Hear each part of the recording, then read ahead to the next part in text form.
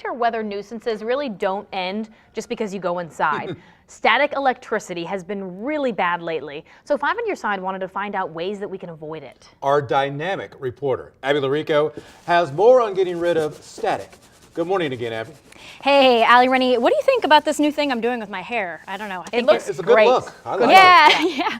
Well, you know, anybody who's been to a child's birthday party knows that rubbing a balloon on your head is a really easy way to create static. But hey, this time of year, you don't really need to do much. So that's why we're talking about ways to get rid of that static electricity buildup you're probably noticing. And these are some things that you could actually probably have at home or keep in your desk throughout the day. Now, one of those things is a dryer sheet or dryer balls. You want to throw those into the dryer with your clothes to try to eliminate some of that static buildup when your clothes are in the dryer. But bonus, you can actually also use these for your clothes or even your hair to try to get rid of some of that buildup, like just kind of like this. So that's a good thing to have some dryer sheets on hand. Now for a lot of your clothes, your wools, your silk, they'll tend to build up static electricity throughout the day. Use a wire hanger and just run that between your fabric and your skin, and that's a good way of getting rid of some of that electric charge as well.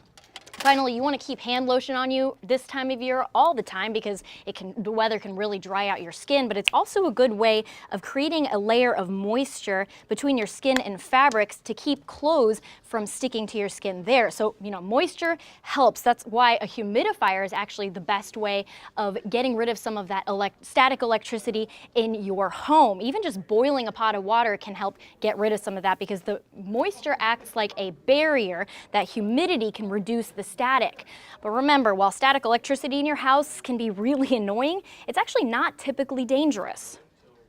And even though it may tingle or hurt a little bit, it's not like regular electricity. You know, we want to make sure that children understand that when you're dealing with current electricity, that's something that you really shouldn't be at all close to or playing with. But static electricity is really harmless. Even if there's a little shock, it's still perfectly fine and perfectly fun. And you heard from the president of the Magic House there, where they have that iconic Van de Graaff generator where they really know how to have some fun with static electricity, or you can just do a simple experiment like what I'm doing here with these balloons. And if you do get that buildup just from walking across the carpet even, the best way to get rid of it is try touching something plastic or wood. Try to avoid metal because that's where the shock will kind of hurt the worst. Ali, Rennie? Hey, Abby, before I let you get away, we hear all the time about how, you know, a shock at the gas pump could cause some tremendous damage. What did you learn about this? Well, Rennie, if you see one of those videos where somebody goes back to put the pump back into the station when they're finished fueling up with gas, you'll see all of a sudden that big explosion. That can be caused by a small shock, but the thing is those are very, very rare.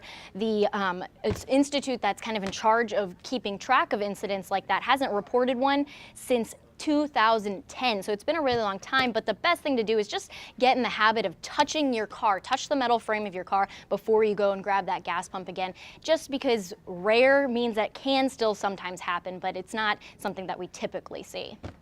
I've never done that. I'm going to start doing that now. All right, Abby, thanks so much.